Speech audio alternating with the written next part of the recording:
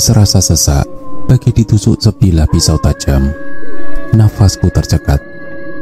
Kalimat munafik timbul di dalam raga. Aku merasa bersalah. Diam-diam telah menusuk Indri dari belakang. Ya Allah, sudah berapa banyak dosa yang kulakukan. Ini semua gara-gara Kak Rehan. Jika bukan karenanya yang terlalu memuja cinta balasan dari Indri, ini semua tidak akan terjadi. Aku bodoh. Bagaimana bisa membantu perbuatan liciknya? Rehan, dia kakak kandungku. Sudah sejak lama ia mendambakan cinta dari gadis jelita bernama Indri, sahabatku sendiri. Sejak masih belia sampai remaja, Kak Rehan melihat Indri dengan tatapan biasa. Tak pernah ada sorot mata bermakna cinta kasih di dalamnya. Membuatku tak pernah curiga. Bahkan Rehan seling membuli serta memarahi Indri jika bermain bersamaku. Katanya, Indri itu anak orang miskin. Belum lagi di mata Kak Rehan, pakaian Indri layaknya pengemis jalanan meminta makan. Seringkali aku berkelahi ketika membela Indri saat dipukuli Kak Rehan. Tentu kakakku berani memukulnya. Melihat ibu Indri hanyalah seorang janda miskin, ia pasti tidak akan berani melapor. Ah, Indri. Dahulu ku tak pernah dianggap. Berharap memiliki teman sepermainan layaknya mimpi, dipandang sebelah mata oleh orang-orang kampung. Tidak berharga bagikan selembar tisu putih kosong untuk membuang kotoran. Tetapi itu dulu, kenangan masa lalu yang tak patut dikenang. Jika bukan karena uluran tanganku, mungkin kehidupan serta parasmu tidak akan berubah semenarik sekarang. Kakak suka Indri. Pokoknya Indri harus jadi milik kakak. Ucapan itu, Kak Rehan mengakuinya padaku. Ia ragu, takut cintanya nanti tertolak. Mengingat perlakuan jahatnya pada Indri. Belum lagi jarak umur mereka terbilang jauh. 2 tahun berlalu, beribu permintaan maaf Indri ucapkan saat mendapat untayan kalimat cinta dari Kak Rehan. Indri tak pernah berniat melirik Kak Rehan. Aku sebagai adiknya tentu merasa iba melihat kakakku sendiri mengemis cinta. Kedua orang tuaku ikut khawatir melihat tingkah kakak, layaknya pria yang terlalu dimabuk asmara. Tapi mau bagaimana lagi? Walau ibu Indri merestui, tetapi Indri tetap tidak menerima lamaran Kak Rehan. Sampai awal bencana itu bermula, pria yang selama ini kutaksir datang ke rumah Indri untuk melamar. Sakit. Tentu aku sakit hati. Ternyata ia menerima pinangan Dennis tanpa memperdulikan perasaanku. Hanya itu satu-satunya cara kita, Dek, ujar Kak Rehan padaku waktu itu. Memberi jalan keluar permasalahan kami yang terlanjur sakit hati. Sebelum pernikahan mereka berlangsung, kami pergi mendatangi dukun, meminta tolong untuk menyantet Indri. Entahlah, awalnya hanya sekedar membuatnya bertekuk lutut pada Kak Rehan. Sampai akhirnya, pernikahan mereka batal tanpa alasan yang jelas. Sang mempelai wanita mendadak membatalkan semuanya. Keluarga Dennis pun dibuat malu. Kak Rehan tersenyum puas. Tak sia-sia dirinya meminta bantuan dukun. Tetapi keanehan terjadi. Indri tetap tidak menyukai Kak Rehan, malah semakin membencinya.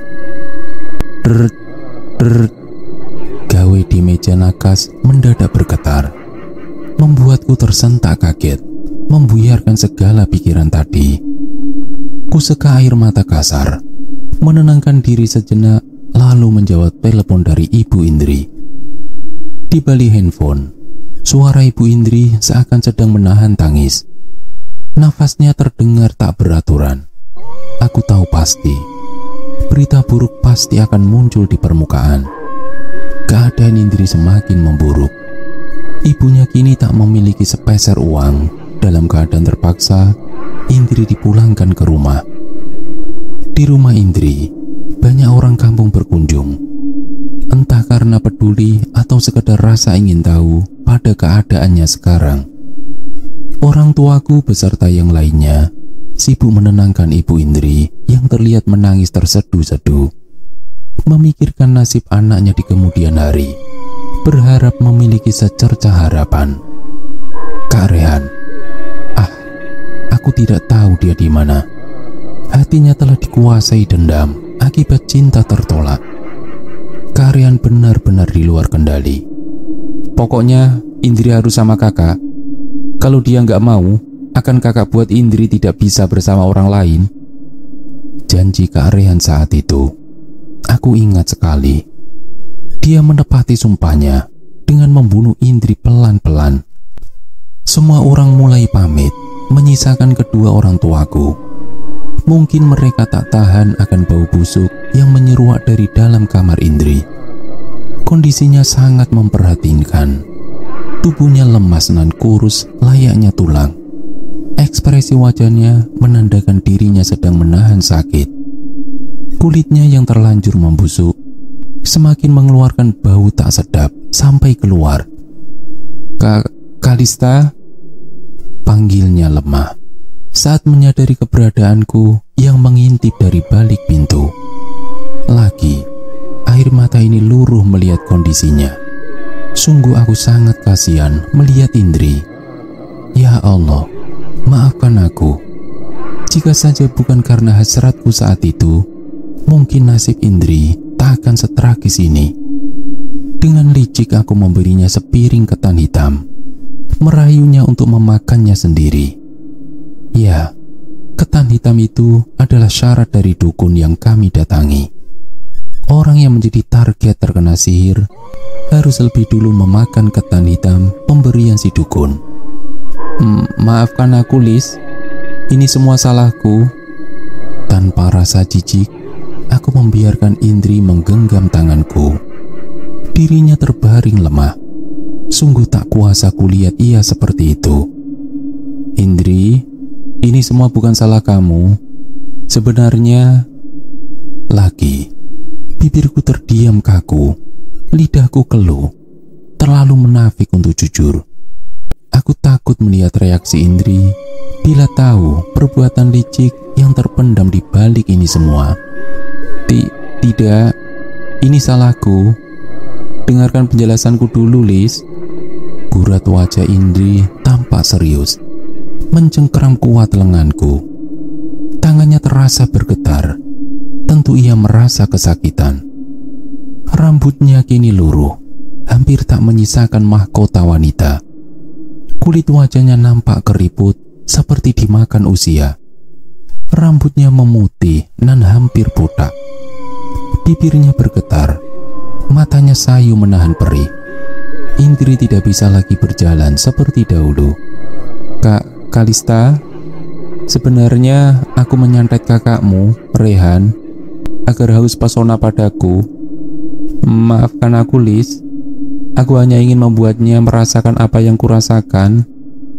Bagai terkena sembaran petir di siang bolong. Setelah mendengar penjelasan Indri, mendadak seluruh tubuhku kaku. Persendian di tubuh seakan putus. Dunia seperti berputar di pandangan. Ada apa ini? Jadi selama ini, astagfirullah, ya Allah, ini semua adalah dosa. Kami semua berdosa di hadapan Sang Pencipta. Mungkin ini balasan dari perbuatan jahatku, Lis. Maafkan aku, Lis. Maaf, sakit hatiku pada Rehan tak bisa kubiarkan lagi. Aku benar-benar sakit hati melihat perlakuan jahat kakakmu dulu. Sekali lagi, aku tergugu menyeka air mata. Bingung harus menyalahkan siapa. Membiarkan Indri yang menangis di hadapan memohon beribu permintaan maaf. Indri, ternyata hatimu tak sesuci yang kupikirkan. Kau juga kotor seperti kami. Lebih licik dari yang kukira. Sudah berapa lama kau menyiksa kakakku? Ini bukan sepenuhnya salah Kak Rehan. Tangisku semakin pecah. Air mataku tumpah, tak bisa membendung berapa butir lagi. Dadaku serasa sesak. Ini jelas balasan yang setimpal dari apa yang kami perbuat. Rasanya aku ingin menampar wajah rimpu itu. Tapi aku bingung. Dia Indri, teman baikku yang sedang kesakitan. Saat ini hatiku benar-benar hancur. Pergi meninggalkan Indri di atas ranjang yang berusaha menahan, bermaksud meminta maaf. Hatinya perih, tapi begitu pun dengan diriku. Perih, sakit, tak bisa kutahan lagi. Rasanya menyakitkan. Di kamar aku menangis, mengajukan segala panggilan khawatir di depan pintu. Ya Allah, astagfirullah. Kak Rehan, maafkan aku Kak. Ini semua bukan salahmu. Maafkan aku yang selalu menyalahkanmu. Aku pikir penderitaan ini hanya sementara. Tapi apa? Batinku semakin sakit mendengar kabar kematian Indri yang mengenaskan. Aku menyesal. Bodoh tak berbicara lebih lama padanya tadi malam. Ini salahku. Tidak. Sebenarnya ini salah siapa? Kami terlanjur terlena pada hasrat untuk membalas dendam. Hari demi hari terus bergulir. Pikiranku selalu tertuju untuk jujur pada orang tua perihal perbuatan licik kami. Tetapi Kak Rehan seperti selalu mengawasi. Kendati aku telah beraktivitas seperti biasa, tapi di dalam raga masih berkabung, mengingat secuil kenangan bersama Indri.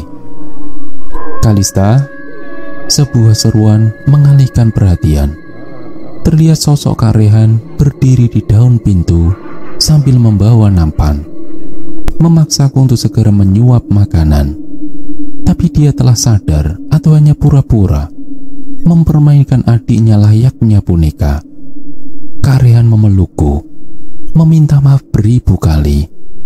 Nanar kulihat gurat wajahnya, merasa bersalah sekali. Dengan terpaksa, aku memberinya sedikit celah. Karena ia kakakku, aku tahu ini semua bohong. Merasa belum ikhlas akan kepergian Indri. Bagaimanapun juga, Indri adalah temanku juga.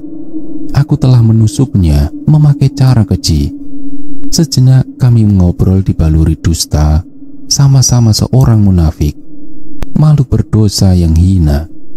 Walau sempat curiga melihat sepiring ketan hitam Kak Rehan berikan, tapi aku berusaha menepi segala keraguan itu dan mulai memakannya sendiri.